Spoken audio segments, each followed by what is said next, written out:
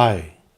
So in relation to our previous demonstration video here, we covered up the part of a CVM, Creata virtual machine, and the non-CVM, the non-Creata virtual machine.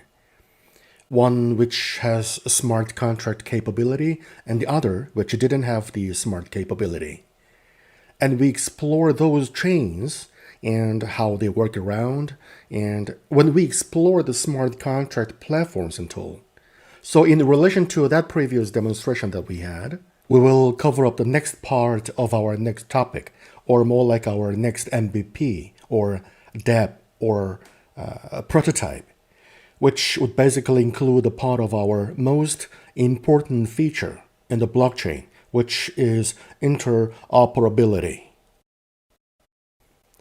And within that interoperability, we will cover up the first part, which is regarded as inter-blockchain communication through ICP, which is our Intercom Protocol.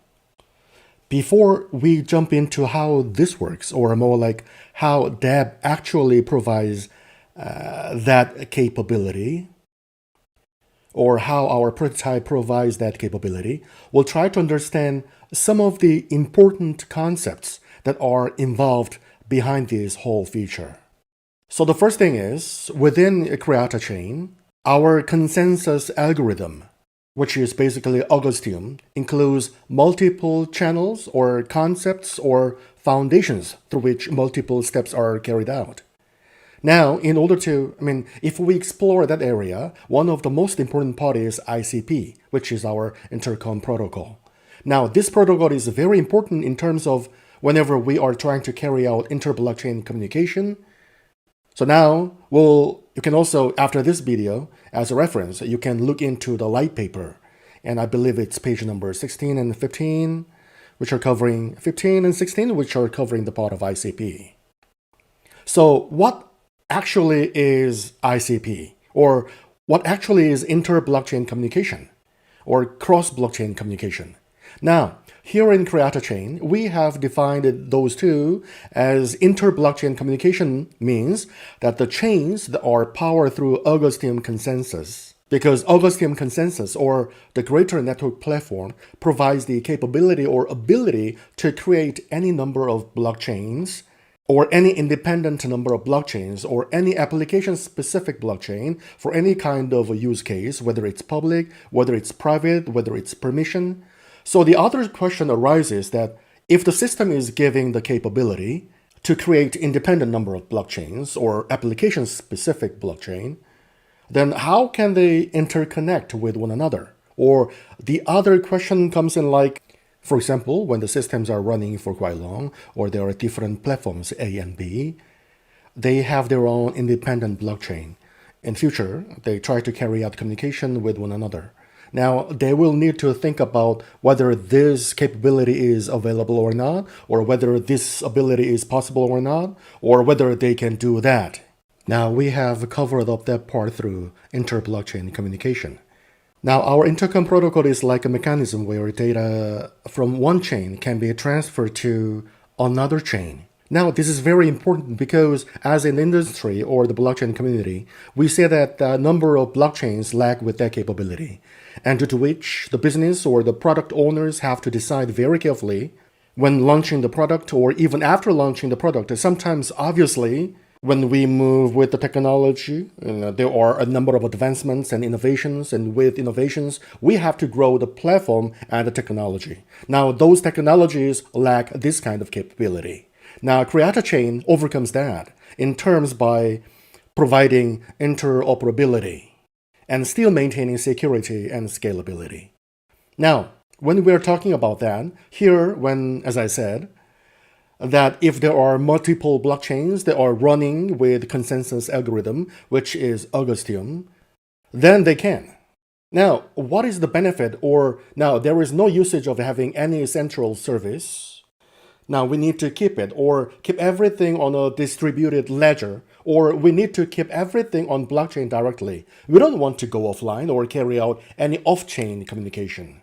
So in order to do that, our ICP mechanism or our Intercom protocol provides that capability. Here also, if you need to learn more, you can learn as well, where we have a concept of arc chains and sub-arc chains, which are basically regarding as an asset transfer mechanism, an asset conversion mechanism. And they provide, they give the trust level to the consensus, where messages or packets which contain the proofs of transaction carry out their headers or carry out their message to different blockchains through ICP, which are running, and they tell them that certain proof or certain transaction has been insured or has been reserved or is going to be carried out. Then Creatachains get ready, and the Intercom protocol overlooks whether the chains are ready or not, whether the systems are ready or not, whether the transaction or the coins are minted or not, or reserved or not. Then in the case, we can get the interchain transfer. Now this is interchain transfer. So the difference is within interchain transfer, or we can say inter-blockchain communication or inter-blockchain communication. The difference is that within this concept, the chains are running through consensus algorithm of Creatachain, which is Augustium.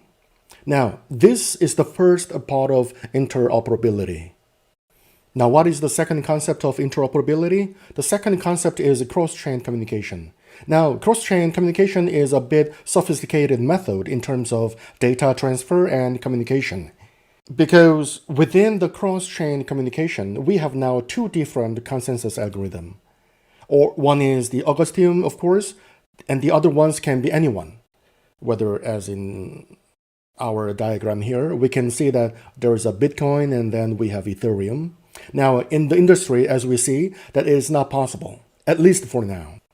And sometimes, obviously, interchain is not possible, but most of the communities or the blockchains are ensuring that through a layer 2 mechanism. And within that layer 2 mechanism, there are multiple steps, and obviously they come out with the risk of line mechanism. Now, here in Creatachain, we have different concepts. We use the concept of arc chain. Now, arc chain acts as an on-chain communication method powered through interchain protocol. And through this communication, whenever the data is being transferred between the chains, like for example, if someone wants to send some Bitcoin to some sub-arc chain 1, then what they need to do is just carry out the transfer. The arc chain will look out, because the arc chain is more like a distributed ledger, and it will look out for the communication or any kind of an update in the ledger. And whenever the ledger is updated, the ICP protocol will overlook that and communicate that message to the sub-arc chain. That's how cross-chain communication works. So that it is the concept of inter-blockchain communication. Now we will cover up our first part, which is inter-blockchain communication. And here we can see a very simple step-by-step method where we can understand how this works. And so for the first step is sub-arc chain. Now the receiving chain, so for the sake of simplicity, I will use the term of source chain and receiving chain. And now the receiving chain is the one which is going to receive the assets. Now the receiving chain will be highlighted or will be informed by the chain 1, or we can say source chain. It will be highlighted that we are going to send some assets to you. Now sub-arc chain 2 or receiving chain will get ready for that, and we will, you can say, reserve the specific messages for that. Now, the second step is where the transaction will actually occur. Now, as the transaction is occurring from sub-arc chain 1, which is source chain, to the sub-arc chain 2, which is basically more like our receiver chain.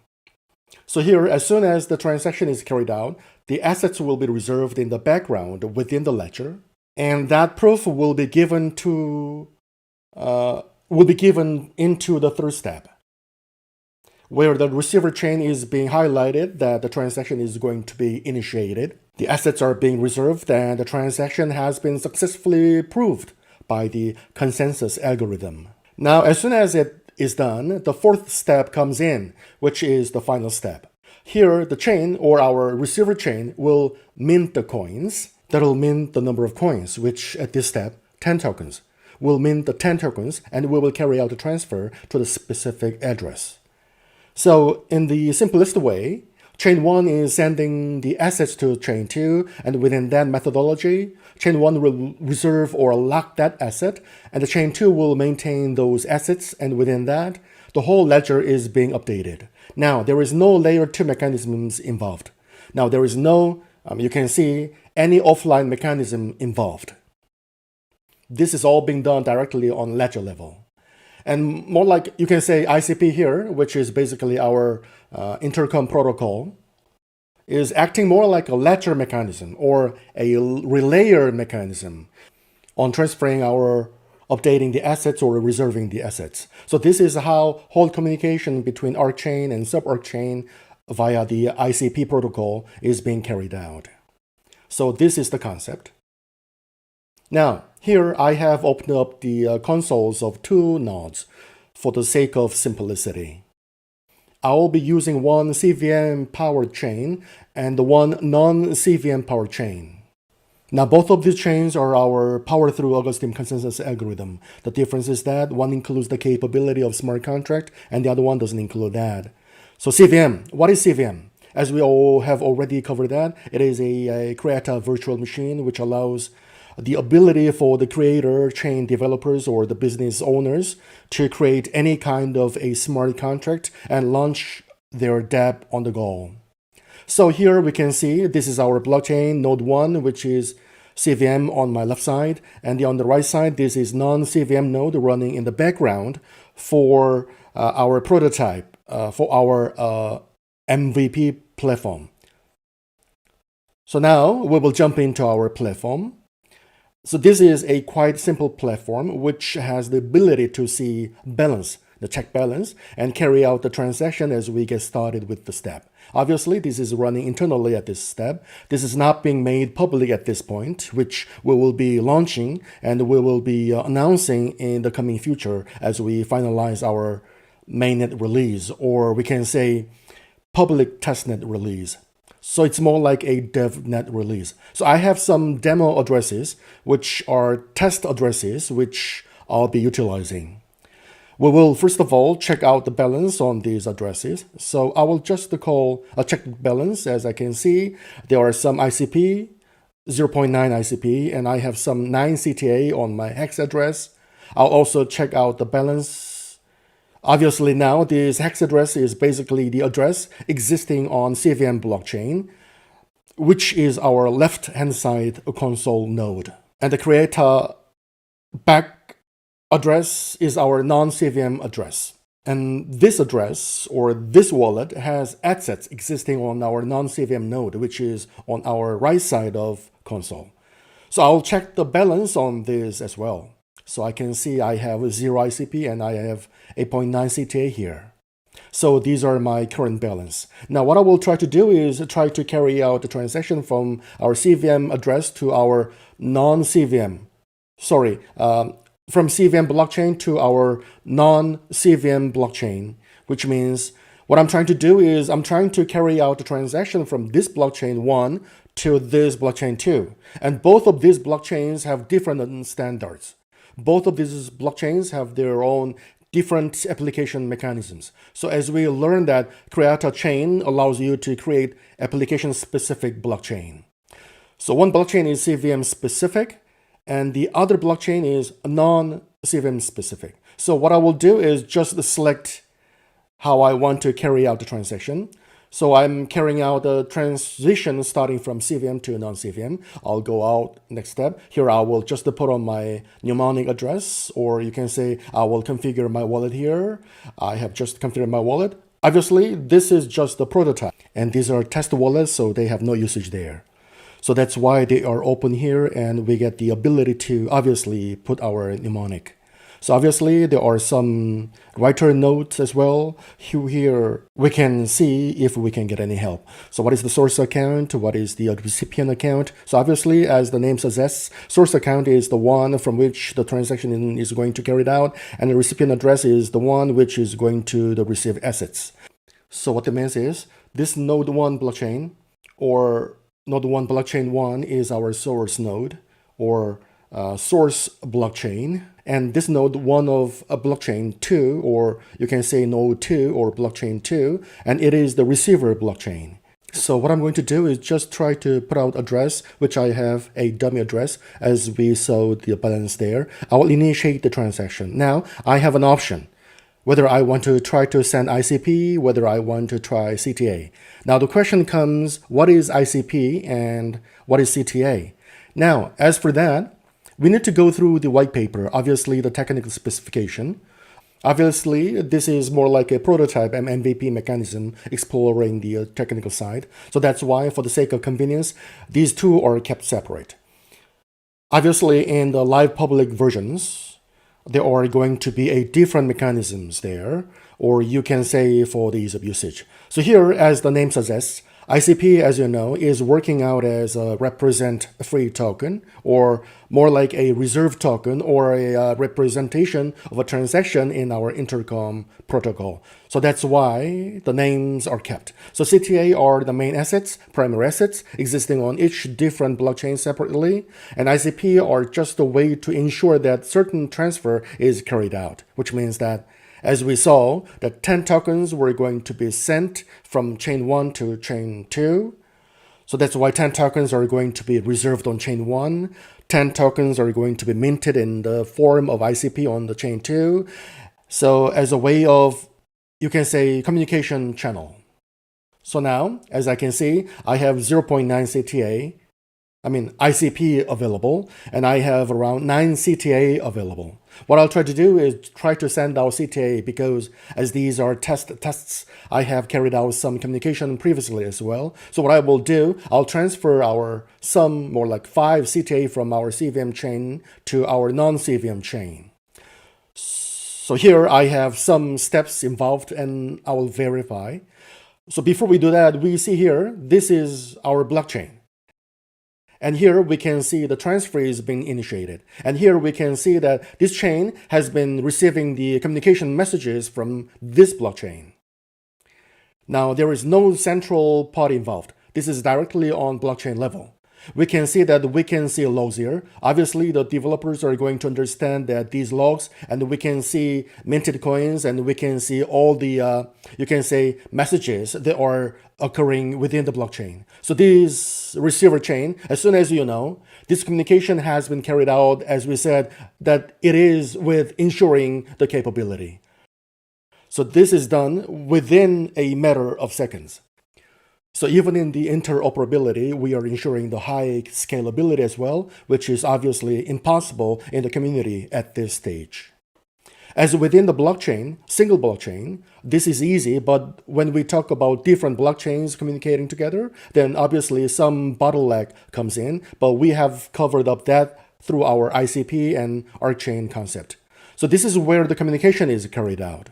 So as we saw that messages were being transferred, or packets of messages were being transferred from this chain, which is our node 1 CVM, to our non-CVM chain. So that's how the messages occurred, and we can also see the transaction hashes there, and the blockchain ensure the transaction. What I will do is try to find out the balance. As we know, we carried out the transaction from our CVM machine to non-CVM, and it was around, I believe, 5 CTA.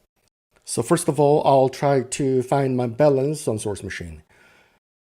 So as we see, we had previously 9 CTA, and now there are only 4 left.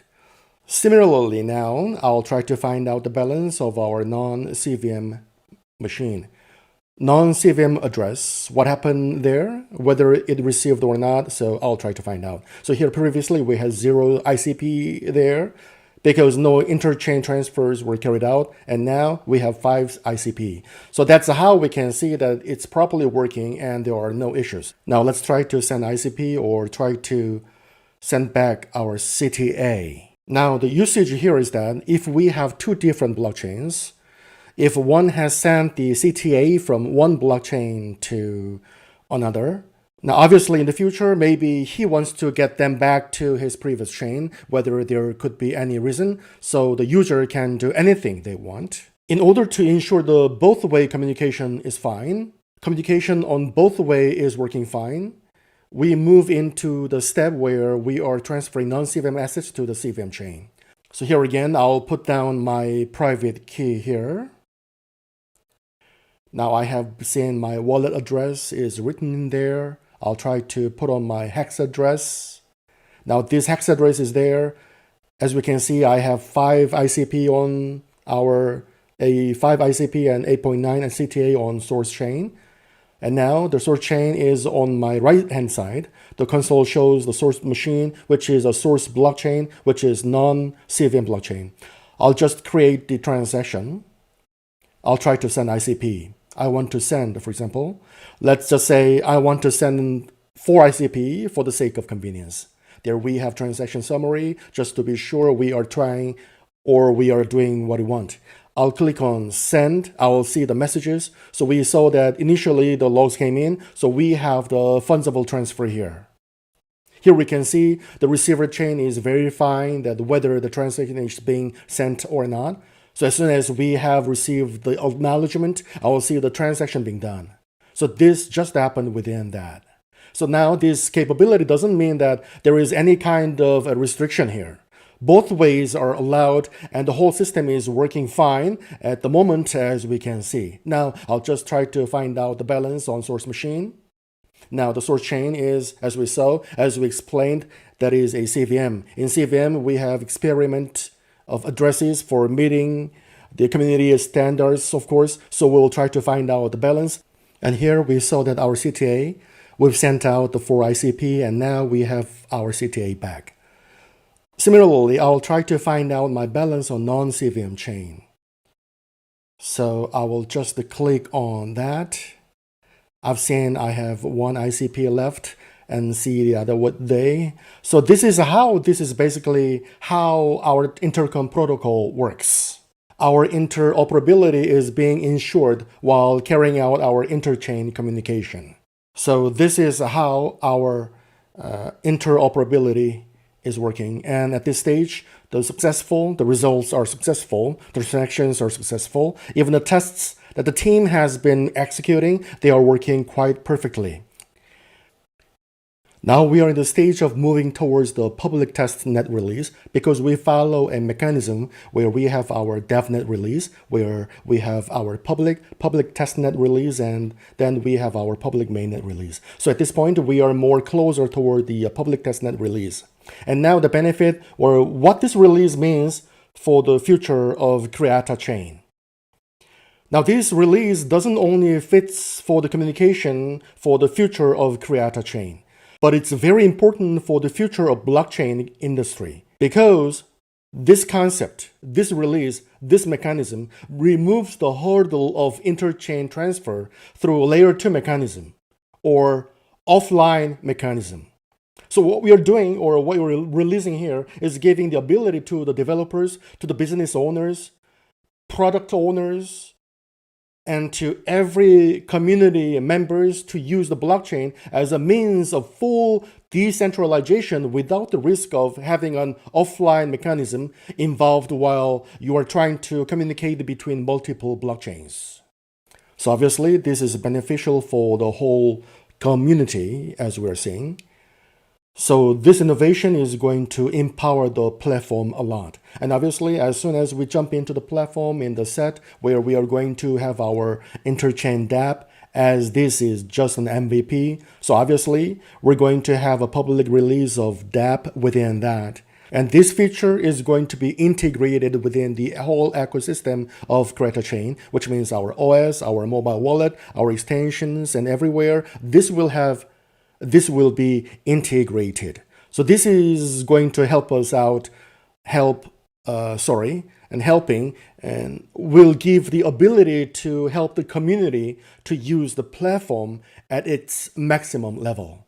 So hopefully this demonstration video was informative. And if you guys if any of the viewer have any question or any kind of confusion or further explanation, or a detailed explanation that is required, we are here to help you out.